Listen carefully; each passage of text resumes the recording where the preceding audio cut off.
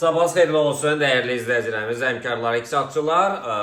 Bugün martın 12-sinə olan texniki analizi nəzər çatdıracağım. Bir də bir şey qeyd etmək istəyirəm ki, ətraflı YouTube kanalında bizim sistemimiz siqnal verir və brenddə down göstərir. Neftdə yəni aşağı siqnalını göstərir. Ətraflı YouTube kanalında, eləcə də bizdə YouTube kanalında short videolar da var. Hər bir valyuta üçün ayrı-ayrıca short videolarımız var. Ona da baxa bilərsiniz. Bugün nələr baş verəcək və dünən, əsasən də dünən nələr baş verdi? Hal-hazırda yəni gördüyünüz kimi qrafikdə bu qrafikdən yuxarı hələ ki çıxa bilmirik. Bugün isə yəni güclü hərəkətlər olacaq bazarda. Yəni xəbərlər bildiyiniz kimi 16:30-da xəbərlər var. Vacib xəbərlər, bu xəbərləri mütləq izləyin və dünən biz baxaq görək nələr baş verdi. Yəni dünən biz də euro dolarda, funt dolarda alış əməliyyatları nəzər çatdırmışıq. Mükəmməl alış və satış əməliyyatları gəldi bugün. Yəni dünən tək funtun dollar rəqabəti günlərin missiya 941 pipsdə, amma 946 pips yuxarı doğru, yəni 946 pip 94 pip dedilər. 94 pip yuxarı doğru istiqamətlə davam etdirdi. Yəni mükəmməl bir siqnal verdi. Yeni maksimumlara imza atdı. Bu maksimumları biz nəzərdə çatdırmışdıq. Və bugün nələr baş verəcək? 1.29400-dən yuxarı forması yenidən alış əməliyyatları olacaq. 1.29100-dən aşağı forması satışlar. Amma bugün 16:30-u biz gözləsək daha yaxşı olar.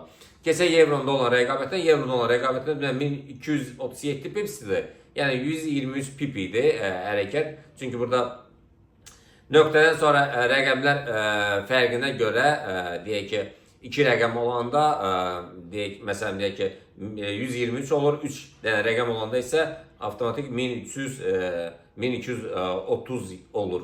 Yəni dünən deyək ki qiymət 1237 pipsdir, amma dünən 1181 pips yuxarı doğru istiqamətdən davam etdirir. Mükəmməl bir siqnal verdi. Bugün 1167 pipsdir gündəlik missiya. Funtda isə 887 pipsdir. Bay əməliyyatlarını nəzər çatdırım. Evro dolar rəqabətində 1.0950, sellər isə 1.08920-lər. Bir də nəzər çatdırım ki, əzizlərim, yəni biz formalaşandan sonra bu nöqtələrdə alqı-satqıları həyata keçiririk. Bunu da bilmirsinizsə, yaxınlaşın biz sizə ətraflı deyək.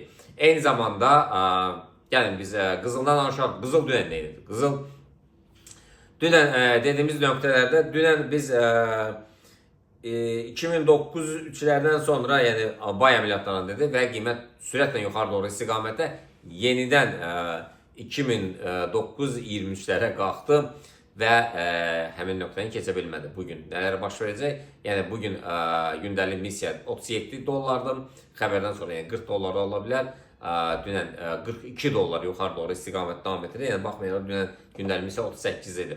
Bay əməliyyatları 2009-23-lərdən sonra formalaşsa çox mükəmməl bir müqavimət xəttidir. Bunu keçə bilmir dəfələrlə də. Yəni bir də cəhd eləsə, yəni qısa zaman ərzində 2009-38-ləri görəcək. Hətta 45-lər, 54-lərə qədər yüksəlməsi gözlənilir. Satışlar isə 2009-4-lərdən birinci dayanacaq 2009-4, ikinci dayanacaq 2009, sonra isə 2890-lar. Belə, neftə gəldiysə, crude oil'dan söhbət edir. Crude oil gündəlik isə 1 dolar 91 sent, dünən 1 dolar 77 sent yuxarı qalxdı. Bugün alış əməliyyatları 69.90-larda, satışlar isə 69.70-lərdə. Bu crude oil'dan söhbət edir. Belə, Bitcoin-ə gəldiysə, Bitcoin-də dünən biz alış əməliyyatlarını dedik və alış əməliyyatından 81-dən alış 82-yə qədər, 82-dən yuxarı formasında 83-84-lərə qədər, təbii ki 83-lərə qədər qalxdı. Bugün 82-400-lərdən yuxarı forması alışlar, satışlar 81-200-lərdəndir. Keçək biz doların Türk lirəsi rəqabətində, doların Türk lirəsi rəqabəti 36-600-lərdə və yuxarı doğru istiqamətdən davam etdirir. Və Nasdaq, S&P, Dow Jones-a gəldi isə, bunlar hər üçü üç bucağı yaradıb, yəni üç bucağı mütləq üç bucaq dedim, ama iki göstərdim. Üç bucaq yaradıb, yəni bunları izləyin. Alış əməliyyatları Nasdaqda 19.516, satışlar isə 19.360-lardır. S&P gəldi də isə 5.603 alışlardır, 5.572-lərdə satışlardır. Dow Jones'a gəldidə isə 41.620'lər alışlardı, 41.454'lər isə satışlardı. Keçək dolların Yaponiya rəqabəti, dolların frankon rəqabəti, funtun Yaponiya rəqabəti və funtun frankon rəqabəti.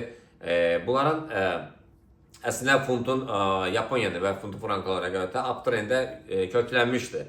Amma dünən və sıra gün dolların Yaponiya rəqabəti, dolların frankon rəqabəti də istəyir ki, yuxarı qalxsın, amma böyük soğan işarəsi altında. Nə üçün? Çünki euro, dolar, funt dolar qalxırsa, bunların enməsi gözlənir. Amma yüzdə Yaponiya üçün, dolar Yaponiya üçün biraz geri stabil hərəkət edir. Ola bilsin bu da qalxsın.